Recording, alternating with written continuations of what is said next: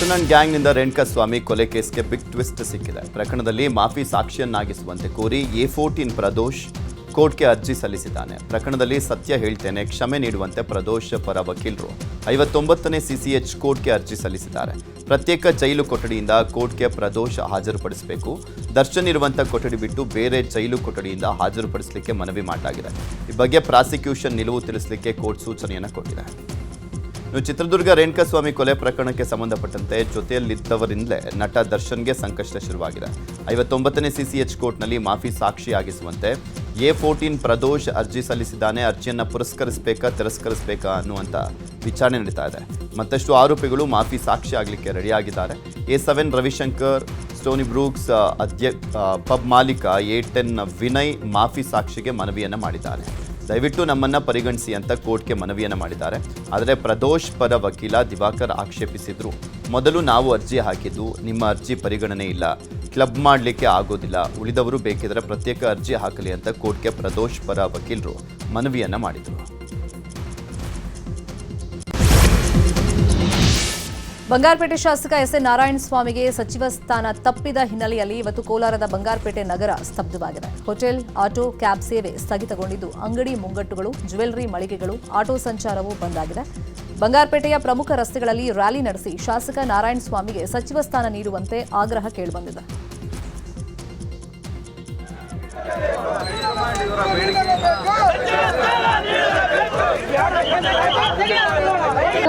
ಅಂಗಡಿ ಮಾಲೀಕರಿಗೆ ತುಂಬಾ ಧನ್ಯವಾದಗಳು. ಬೇಕೇ ಬೇಕು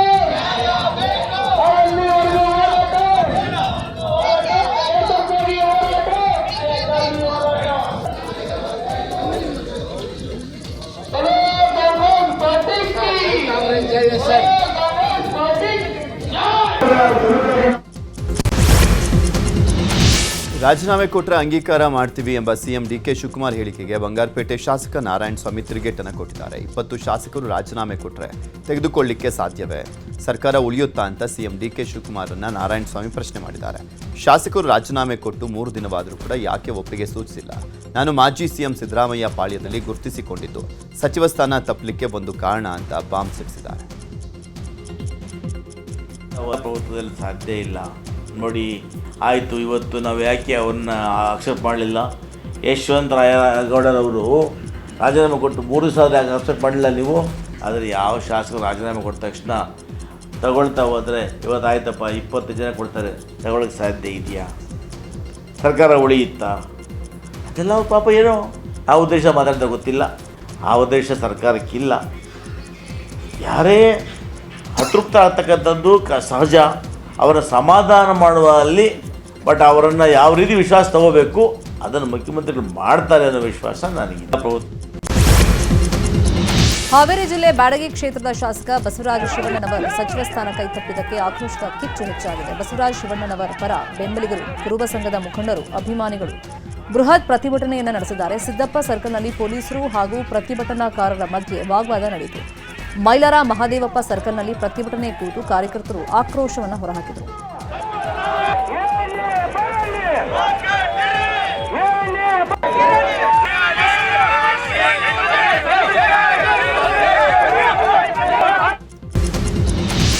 ಸಂಪುಟದಲ್ಲಿ ಬ್ರಾಹ್ಮಣರಿಗೆ ಅವಕಾಶ ನೀಡೋದಕ್ಕೆ ಬೆಂಗಳೂರಿನ ಫ್ರೀಡಂ ಪಾರ್ಕ್ನಲ್ಲಿ ಪ್ರತಿಭಟನೆಯನ್ನು ಮಾಡಲಾಗ್ತದೆ. ಅಖಿಲ ಕರ್ನಾಟಕ ಬ್ರಾಹ್ಮಣ ಮಹಾಸಭಾದಿಂದ ಪ್ರತಿಭಟನೆ ನಡೀತಾ ಇದೆ.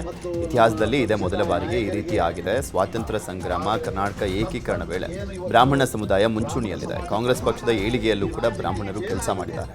ಸಮುದಾಯಕ್ಕೆ ಸಂಪುಟದಲ್ಲಿ ಅವಕಾಶ ನೀಡುವಂತೆ ಆಗ್ರಹಿಸಲಾಗಿದೆ. ಕಾಂಗ್ರೆಸ್ನಲ್ಲಿ ಭಿನ್ನಮತ ಶಮನಕ್ಕೆ ಸರ್ಕಸ್ ನಡೆಸಲಾಗ್ತಾ ಇದೆ. ಆದರೂ ಸಚಿವ ಸ್ಥಾನ ತಪ್ಪಿದ್ದಕ್ಕೆ ಕೆಲವು ಶಾಸಕರು ಮುನಿಸಿಕೊಂಡಿದ್ದಾರೆ.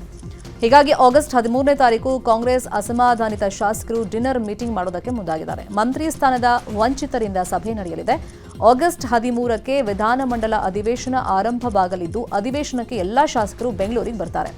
ಅವತ್ತು ಅಧಿವೇಶನ ಮುಗಿದ ನಂತರ ಸಂಜೆ ಮಾಜಿ ಸಚಿವ ಎಚ್.ಕೆ. ಪಾಟೀಲ್, ಟಿ.ಬಿ. ಜಯಚಂದ್ರ ನೇತೃತ್ವದಲ್ಲಿ ಸಭೆಗೆ ನಿರ್ಧರಿಸಲಾಗಿದೆ. ಸಭೆಯಲ್ಲಿ ತಮ್ಮ ಮುಂದಿನ ನಡೆಯ ಬಗ್ಗೆ ಅತೃಪ್ತ ಶಾಸಕರು ಚರ್ಚೆಯನ್ನು ಮಾಡಲಿದ್ದಾರೆ.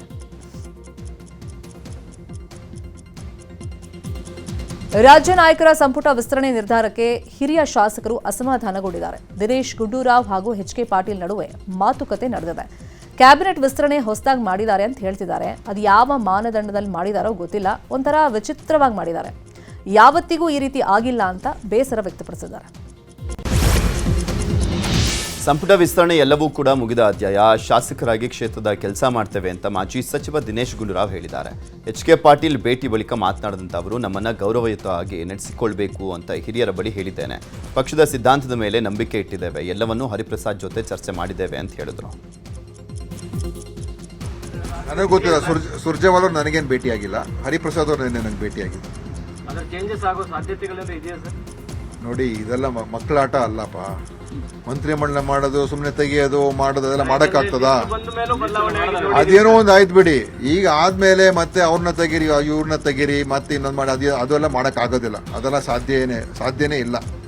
ಅದೆಲ್ಲ ಮಾಡೋಕ್ಕೋದ್ರೆ ಇನ್ನೂ ದೊಡ್ಡ ಗೊಂದಲ ಸೃಷ್ಟಿ ಆಗ್ತದೆ.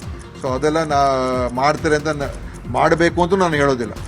ಅದಕ್ಕೆಲ್ಲ ಕೈ ಹಾಕಕ್ಕೆ ಹೋಗಬಾರ್ದು. ಇರೋದನ್ನು ಮಾಡಾಗಿದೆ, ಅದನ್ನು ಸರಿಯಾದ ರೀತಿಯಾಗಿ ಅದನ್ನು ನಡ್ಸ್ಕೊಂಡು ಹೋಗೋದೇ ಮುಖ್ಯ.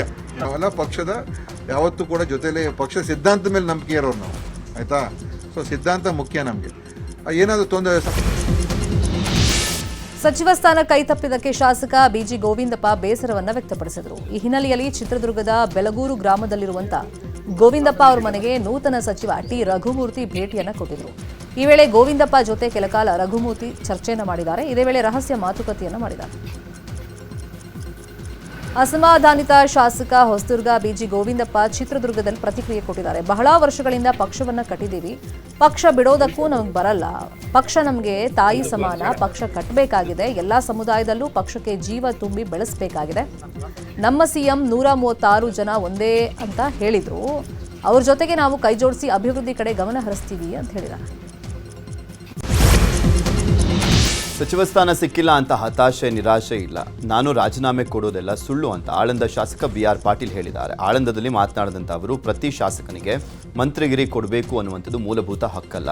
ನಾನು ಯಾವುದೇ ನಿಗಮ ಮಂಡಳಿಗಳಿಗೆ ಆಸೆ ಪಟ್ಟವನಲ್ಲ ಅಂತ ಹೇಳಿದ್ದಾರೆ.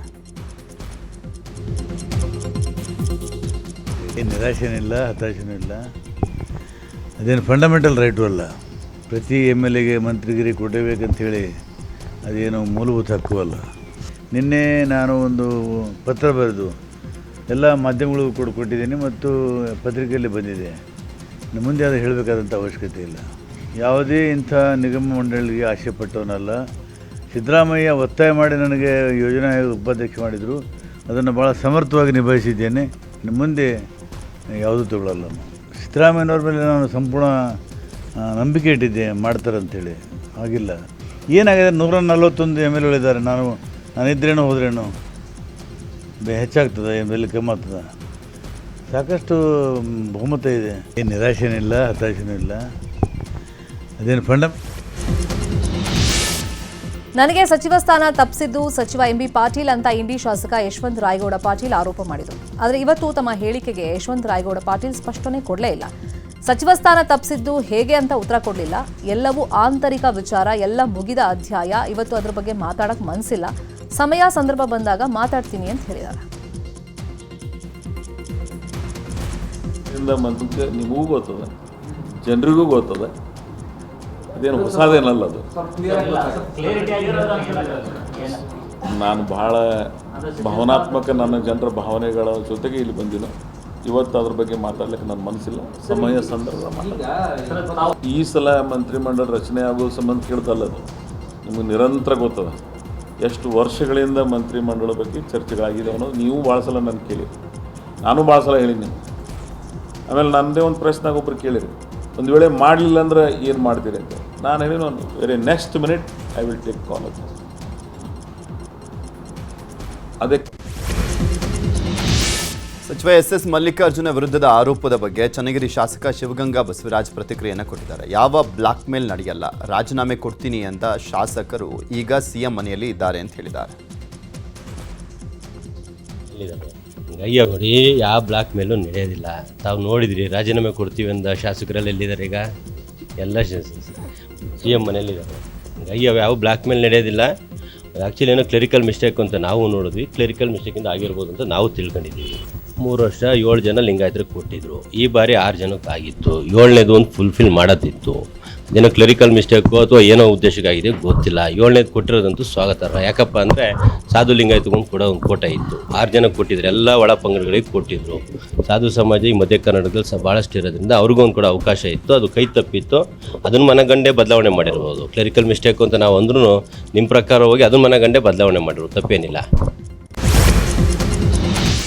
ಮಾಜಿ ಸಚಿವ ತಿಮ್ಮಾಪುರ್ ನಂಜಯ್ಯನಮಠ್ ಆಡಿಯೋ ವಿಚಾರ ಸಂಬಂಧ ಬಾಗಲಕೋಟೆಯಲ್ಲಿ ಪರಿಷತ್ ಮುಖ್ಯ ಸಚೇತಕ ಎನ್ ರವಿಕುಮಾರ್ ಮಾತನಾಡಿದ್ದಾರೆ. ಮಾಜಿ ಸಚಿವ ತಿಮ್ಮಾಪುರ್ ಹಾಗೂ ನಂಜಯ್ಯನಮಠ್ ಅವರ ನಡುವಿನ ಸಂಭಾಷಣೆ ವೈರಲ್ ಆಗಿದೆ. ಕೈ ಸರ್ಕಾರದ ಕ್ಯಾಬಿನೆಟ್ ಹೆಂಗ್ ವಿಸ್ತರಣೆ ಆಗಿದೆ ಅನ್ನೋದಕ್ಕೆ ಇದಕ್ಕಿಂತ ದೊಡ್ಡ ಪುರಾವೆ ಬೇಕಿಲ್ಲ ಅಂತ ಹೇಳಿದ್ದಾರೆ.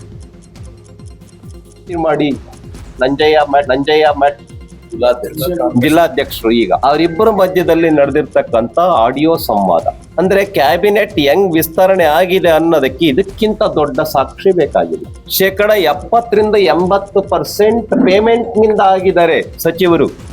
ನಾವೇ ಕೇಳಿದೀವಿ HK ಪಾಟೀಲ್ರಿಗೆ ಮಂತ್ರಿ ಮಾಡಿ, ಪ್ರಾಮಾಣಿಕರಿದ್ದಾರೆ ಅವರು ಅಂತ ಹೇಳಿದಾಗ ಅವ್ರಿಗೆ ಪ್ರಾಮಾಣಿಕರು ಇರಕ್ಕೆ ಯಾರು ಹೇಳಿದ್ರು ಅಂತ ಆಲ್ ಇಂಡಿಯಾ ಜನರಲ್ ಸೆಕ್ರೆಟರಿ ಕೇಳಿದ್ದಾರೆ. ಅಂದ್ರೆ ಕಾಂಗ್ರೆಸ್ ಕ್ಯಾಬಿನೆಟ್ ನಲ್ಲಿ ಮಂತ್ರಿ ಆಗೋದಕ್ಕೆ ಪೇಮೆಂಟ್ ಕೊಡ್ಲೇಬೇಕು, ಪ್ರಾಮಾಣಿಕರಾಗಿರ್ಬೇಕು ಅಂತ ಯಾರು ಹೇಳಿದ್ರು ಅಂತ ಆಲ್ ಇಂಡಿಯಾ ಜನರಲ್ ಸೆಕ್ರೆಟರಿ ಕೇಳ್ತಾ ಇದ್ದಾರೆ. ಬಿ ನಾಗೇಂದ್ರ ಅವರನ್ನ ಮತ್ತೆ ಸಂಪುಟಕ್ಕೆ ಸೇರಿಸಿಕೊಂಡಿದ್ದು ರಾಜ್ಯಕ್ಕೆ ಅಪಮಾನ ಅಂತ ದಾವಣಗೆರೆಯಲ್ಲಿ ಹರಿಹರ ಬಿಜೆಪಿ ಶಾಸಕ ಬಿಪಿ ಹರೀಶ್ ಕಿಡಿಕಾರಿದ್ದಾರೆ. ಅವ್ಯವಸ್ಥೆ ಅಂತ ನೋಡಿ ಈ ಕಾಂಗ್ರೆಸ್, ಅದರಲ್ಲೂ DK ಶಿವಕುಮಾರ್ ಮುಖ್ಯಮಂತ್ರಿ ಆದಮೇಲೆ ಇಡೀ ರಾಜ್ಯ ಅವ್ಯವಸ್ಥೆಯಿಂದ ಕೂಡಿದೆ. ಇವತ್ತು ನಾಗೇಂದ್ರ ಅವರು ಭ್ರಷ್ಟಾಚಾರದ ಮೇಲೆ ಅವರು ಸಚಿವರಿಂದ ಹೊರಗೆ ಹೋಗಿದ್ದು, ಆದರೆ ಇವತ್ತು ಅವ್ರನ್ನ ಮತ್ತೆ ಸಚಿವ ಸಂಪುಟದಲ್ಲಿ ಸೇರಿಸ್ಕೊಂಡು ಅದರ ಜೊತೆಗೆ ನಮ್ಮ ರಾಜ್ಯಕ್ಕೆ ಅವಮಾನ ಆಗ್ತಕ್ಕಂಥದ್ದು. ಒಬ್ಬ ಸಚಿವ ಅವನ ಖಾತೆಯ ಕಾರ್ಯಕ್ರಮವನ್ನು ದೆಹಲಿಯಲ್ಲಿ ಯಾವ ರೀತಿ ಮಾಡಲಿಕ್ಕೆ ಸಾಧ್ಯ ಅಂತಕ್ಕಂಥದ್ದು. ಆಮೇಲೆ ಸ್ವಲ್ಪನೂ ಧಾರವಾಡದಲ್ಲಿ ಪೊಲೀಸ್ ವಾಹನ ದುರ್ಬಳಕೆ ಆರೋಪ ಮಾಡಿ ನವಲಗುಂದ ಶಾಸಕ NH ಕೋನರೆಡ್ಡಿ ವಿರುದ್ಧ ದೂರು ದಾಖಲಾಗಿದೆ. ಶಾಸಕರ ವಿರುದ್ಧ ಗೃಹ ಸಚಿವರಿಗೆ ಎಂ ಮಾಬೂಸಾಬಾ ಅನ್ನೋರು ದೂರನ್ನು ಕೊಟ್ಟಿದ್ದಾರೆ. ಇವತ್ತು ಸಚಿವ KH ಮುನಿಯಪ್ಪ ಬರ ವೀಕ್ಷಣೆ ಮಾಡಿದರು. ಬೆಂಗಳೂರು ಗ್ರಾಮಾಂತರ ಜಿಲ್ಲೆಯ ದೊಡ್ಡಬಳ್ಳಾಪುರದ ಕಂಟನಗುಂಟೆ, ಕೋಳೂರಿನಲ್ಲಿ ಸಮೀಕ್ಷೆ ಮಾಡಿದರು. ದೊಡ್ಡಬಳ್ಳಾಪುರ ಶಾಸಕ ಧೀರಜ್ ಮುನಿರಾಜು, ಮಾಜಿ ಶಾಸಕ ವೆಂಕಟರಮಣಯ್ಯ ಸಾಥ್ ಕೊಟ್ಟರು. ಸಚಿವ ಪುಟ್ಟರಂಗ ಶೆಟ್ಟಿ ಚಾಮರಾಜನಗರ ಜಿಲ್ಲೆಯಲ್ಲಿ ಬರ ಪರಿಶೀಲನೆಯನ್ನು ಮಾಡಿದರು. ಅರವೆ ಗ್ರಾಮದಲ್ಲಿ ಜೋಳ ವೀಕ್ಷಣೆಯನ್ನು ಮಾಡಿದ್ರು. ಸೀಗೆವಾಡಿ ಗ್ರಾಮದಲ್ಲಿ ಅಲಸಂದೆ ಪರಿಶೀಲನೆಯನ್ನು ಮಾಡಿದ್ದಾರೆ. ಬಿಡದಿ ಟೌನ್ಶಿಪ್ ಪಾದಯಾತ್ರೆ ವಿಚಾರಕ್ಕೆ ಬೆಂಗಳೂರಲ್ಲಿ ಸಚಿವ HC ಬಾಲಕೃಷ್ಣ ಕಿಡಿಕಾರಿದ್ದಾರೆ. ನಮ್ಮ ಅಶೋಕಣ್ಣ, ನಿಖಿಲ್ ಅಣ್ಣ ಪಾದಯಾತ್ರೆ ಮಾಡಲಿ, ಅವರಿಗೆ ನಾನೇ ಶುಭ ಕೋರ್ತೀನಿ. ಅವರಿಗೆ ಶುಗರ್ BP ಜಾಸ್ತಿ ಆಗಿದೆ, ವಾಕಿಂಗ್ ಮಾಡಿ ಆರೋಗ್ಯ ಸುಧಾರಿಸಿಕೊಳ್ಳಿ ಅಂತೇಳಿ ವ್ಯಂಗ್ಯ ಮಾಡಿದ್ದಾರೆ. ಶುಗರ್ BP ಜಾಸ್ತಿ ಆಗಿದೆ, ವಾಕಿಂಗ್ ಮಾಡಬೇಕು ಅಂತ ಡಾಕ್ಟರ್ ಹೇಳಿದ್ದಾರೆ. ನಮ್ಮ ಅಶೋಕಣ್ಣಂಗೆ, ನಮ್ಮ ನಿಖಿಲ್ ಅಣ್ಣಂಗೆ, ಅವ್ರಿಗೆಲ್ಲರಿಗೂ ಅವ್ರು ವಾಕಿಂಗ್ ಮಾಡಿದ್ರೆ ನಿಮ್ಮ ಆರೋಗ್ಯ ಸುಧಾರಿಸ್ತದೆ ಅಂತ ಹೇಳಿ ವಾಕಿಂಗ್ ಮಾಡ್ತಾ ಇದ್ದಾರೆ. ಯಾಕೆ ಈ ಮಾತು ಹೇಳ್ತಾ ಇದ್ದೀನಿ ಅಂತಂದ್ರೆ, ಯಾರು ಈ ಒಂದು ಕಾರ್ಯಕ್ರಮದ ಪಿತಾಮಹಗಳಿದಾರಲ್ಲ ಅವರೇ ಪಾದಯಾತ್ರೆ ಮಾಡ್ತಾರೆ ಅಂದ್ರೆ ಹಾಸ್ಯಾಸ್ಪದ ಅಲ್ವೇನ್ರಿ? ನಾನೇ ಆ ಯೋಜನೆಯನ್ನ ಜಾರಿಗೆ ತಂದ್ಬಿಟ್ಟು ನಾನೇ ಪಾದಯಾತ್ರೆ ಮಾಡ್ತೀನಿ ಅಂದ್ರೆ ಜನ ನಮ್ಮನ್ನ ನೋಡಿ ನಗಲ್ಲೇನ್ರಿ? ಅದಕ್ಕೆ ಅವ್ರು ಏನ್ ಮಾಡ್ತಾವ್ರೆ ಅಂದ್ರೆ DK ಶಿವಕುಮಾರ್ ಅವರು ಮುಖ್ಯಮಂತ್ರಿ ಆಗಿರೋದ್ರೆ ಸಹಿಸ್ಕೊಳಕ್ ಆಯ್ತಾ ಇಲ್ಲ, ಅವ್ರಿಗೆ ತಡ್ಕೊಳಕ್ ಆಯ್ತಾ ಇಲ್ಲ. ಅದರಿಂದ ಅವ್ರು ಮಾಡ್ಲಿಕ್ಕೆ ಹೊರಟಿದ್ದಾರೆ. ಅವ್ರ ಆರೋಗ್ಯ ಸುಧಾರಣೆ ಆಗೋದ್ರ ಇದರಿಂದ ನಾನು ಅವ್ರಿಗೆ ಶುಭಾಶಯವನ್ನು ಹೇಳಿ. ಇಂದು ರಾಷ್ಟ್ರ ಬಂದರೆ ಸ್ವಾತಂತ್ರ್ಯ ಹೋಗುತ್ತೆ ಎಂಬ ಸಚಿವ ಯತೀಂದ್ರ ಹೇಳಿಕೆ ವಿಚಾರಕ್ಕೆ ಬೆಂಗಳೂರಿನಲ್ಲಿ ಗೃಹ ಸಚಿವ ಪ್ರಿಯಾಂಕ್ ಖರ್ಗೆ ಪ್ರತಿಕ್ರಿಯೆಯನ್ನು ಕೊಟ್ಟಿದ್ದಾರೆ. ಅಂಬೇಡ್ಕರ್ ಅವರು ಹಿಂದೂ ರಾಜ್ಯ ಸ್ಥಾಪನೆ ಆದರೆ ಏನಾಗುತ್ತೆ ಅಂತ ಹೇಳಿದ್ದಾರೆ. ಇದನ್ನೆಲ್ಲ BJP ಅವರು ಓದಲ್ಲ, ಬರೀ ಮನುವಾದ ಓದ್ತಾರೆ ಅಂತ ಕಿಡಿಕಾರಿದ್ರು. ಏನೇನು ಅವಾಂತರ ಆಗುತ್ತೆ, ಅನುವಾದಿಗಳು ಇರಬಾರ್ದು ಅಂದ್ಬಿಟ್ಟು ಇವಾಗಿಂದಲ್ಲ, ಮುಂಚೆಯಿಂದನೂ ಇದೆ ಅಲ್ಲ. ಡಾಕ್ಟರ್ ಬಾಬಾ ಸಾಹೇಬ್ ಅಂಬೇಡ್ಕರ್ ಅವರು ಹಿಂದೂ ರಾಜ್ಯ ಸ್ಥಾಪನೆ ಆದರೆ ಏನೇನು ಅವಾಂತರ ಆಗುತ್ತೆ ಅಂತ ಬರೆದಿಟ್ಟು ಹೋಗಿದ್ದಾರೆ. ಅದು ಓದಕ್ಕೆ ಹೇಳಿ BJP ಅವರಿಗೆ. ಸುಮ್ಮನೆ ಬಾಬಾ ಸಾಹೇಬ್ ಅಂಬೇಡ್ಕರ್ ಅವ್ರ ಹೆಸರು ಹೇಳೋದಲ್ಲ, ಅವರು ಈ ಜಾತಿ ವ್ಯವಸ್ಥೆಯಿಂದ ಎಷ್ಟು ಆಘಾತ ಆಗುತ್ತೆ ರಾಷ್ಟ್ರಕ್ಕೆ ಅಂದ್ಬಿಟ್ಟು ಭಾಳ ಸ್ಪಷ್ಟವಾಗಿ ಕಾನ್ಸ್ಟಿಟ್ಯೂಂಟ್ ಅಸೆಂಬ್ಲಿನಲ್ಲೂ ಹೇಳಿದ್ದಾರೆ, ಅವರ ಪುಸ್ತಕಗಳಲ್ಲೂ ಕೂಡ ಬರೆದಿದ್ದಾರೆ. ಇನ್ನು ಸಚಿವ ಸಂಪುಟ ವಿಸ್ತರಣೆ ಬಗ್ಗೆ BJP ನಾಯಕರ ಹೇಳಿಕೆ ವಿಚಾರಕ್ಕೂ ಪ್ರಿಯಾಂಕ್ ಖರ್ಗೆ ಕಿಡಿಕಾರಿದ್ದು. ಅಶೋಕ್ ವಿಜೇಂದ್ರ ಅವರೇ ಒಂದು ಪಟ್ಟಿ ನೀಡಿಬಿಡ್ಲಿ ಅಂತ ಹೇಳಿದ್ದಾರೆ.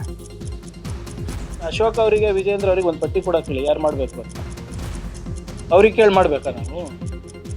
ಅವರಿಗೆ ಕೊಟ್ಬಿಡಿ, ಅವರೇ ಒಂದು ಪಟ್ಟಿ ಮಾಡಿ ಕ್ಯಾಬಿನೆಟ್ ಯಾರು ಆಗಬೇಕು, ಕೌನ್ಸಿಲ್ ಮೆಂಬರ್ ಯಾರು, ಚೇರ್ಮನ್ ಯಾರು ಆಗಬೇಕು, ನಮ್ಮದು CLP ಫ್ಲೋರ್ ಲೀಡ್. ನಾಗೇಂದ್ರ ಮೇಲೆ ಕೇಸ್ ಇರುವಂಥ ವಿಚಾರಕ್ಕೂ ಪ್ರತಿಕ್ರಿಯಿಸಿದ್ದು, ಜನಾರ್ದನ್ ರೆಡ್ಡಿ ಕೇಸ್ ನಡೀತಾ ಇದೆ, ಚರ್ಚೆಗೆ ಬೇಕಾದರೆ ಬನ್ನಿ ಮಾತನಾಡೋಣ ಅಂತ ಹೇಳಿದ್ರು. ಈಗ ಜನಾರ್ದನ್ ರೆಡ್ಡಿ ಅವ್ರ ಕೇಸ್ ನಡೀತಾ ಇದೆ, ತಗೊಂಡಿಲ್ಲ ಪಾರ್ಟಿಗೆ. ಆಯ್ತು, ನಾನು ಹೇಳೋದು ಬಿಟ್ಬಿಡಿ ಸರ್. ಯತ್ನಾಳ್ ಅವ್ರು ಏನು ಹೇಳಿದರು, ವಿಜೇಂದ್ರ ಅವರಿಗೆ ಏನಾದರೂ ನೈತಿಕತೆ ಇದ್ದರೆ ರಾಜೀನಾಮೆ ಕೊಡಬೇಕು. ಪರಂ ಪೂಜ್ಯ ಅವರ ತಂದೆಯವ್ರ ಮೇಲೆ ಇರುವಂಥ ಆರೋಪ ಇದ್ದರೆ ಯಾವ ವೇದಿಕೆನೂ ಹತ್ತಬಾರ್ದು ಅಂತ ನಾವು ಹೇಳಿದ್ದ. 2013ರಲ್ಲಿ ನಡೆದಂಥ ಲೈಂಗಿಕ ದೌರ್ಜನ್ಯ ಪ್ರಕರಣದಲ್ಲಿ ಬಾಂಬೆ ಹೈಕೋರ್ಟ್ ಗೋವಾ ಪೀಠವು ಮಹತ್ವದ ತೀರ್ಪನ್ನು ಪ್ರಕಟಿಸಿದೆ. ತೆಹಲ್ಕಾ ಮ್ಯಾಗಜಿನ್ ಮಾಜಿ ಸಂಪಾದಕ ತರುಣ್ ತೇಜ್ಪಾಲ್ ದೋಷಿ ಅಂತ ಘೋಷಣೆ ಮಾಡಿದೆ. ತರುಣ್ ತೇಜ್ಪಾಲ್ ನಿರ್ದೋಷಿ ಅಂತ 2021ರಲ್ಲಿ ಕೆಳ ನ್ಯಾಯಾಲಯ ತೀರ್ಪನ್ನು ಕೊಟ್ಟಿತ್ತು. ಇದನ್ನು ಪ್ರಶ್ನಿಸಿ ಗೋವಾ ಸರ್ಕಾರ ಹೈಕೋರ್ಟ್ ಮೊರೆ ಹೋಗಿತ್ತು. ಈಗ ತರುಣ್ ತೇಜ್ಪಾಲ್ ದೋಷಿ ಅಂತ ಬಾಂಬೆ ಹೈಕೋರ್ಟ್ ಮಹತ್ವದ ತೀರ್ಪನ್ನು ಕೊಟ್ಟಿದೆ.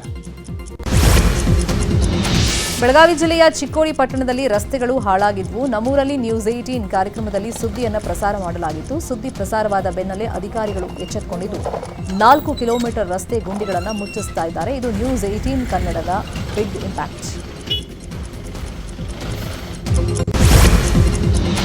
ಹುಬ್ಬಳ್ಳಿಯಲ್ಲಿ ಬರದಿಂದ ಕಂಗೆಟ್ಟ ರೈತನಿಗೆ ಮತ್ತೊಂದು ಸಂಕಷ್ಟ ಎದುರಾಗಿದೆ. ಕಾಯಿ ಕಟ್ಟುವ ಹಂತದಲ್ಲಿ ಹೆಸರಿಗೆ ಹಳದಿ ರೋಗ ಬಂದಿದೆ. ಇದ್ದ ಅಲ್ಪ ಸ್ವಲ್ಪ ಬೆಳೆಯೂ ಹಾಳಾಗ್ತಾ ಇದ್ದು ಸರ್ಕಾರ ಸೂಕ್ತ ಪರಿಹಾರ ಕಟ್ಟಿಕೊಡಬೇಕು ಅಂತೇಳಿ ರೈತರು ಆಗ್ರಹ ಮಾಡಿದ್ದಾರೆ.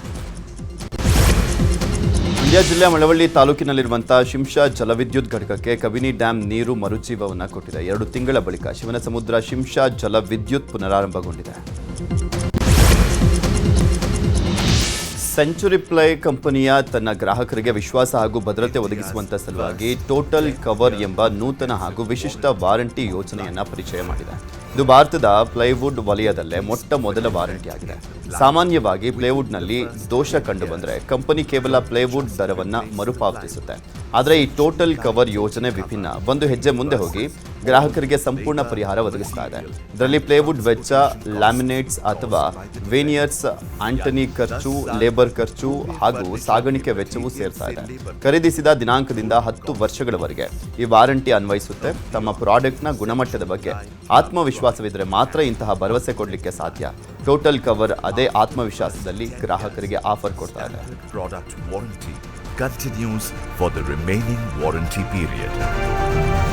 Now, it's your turn to lead this transformation.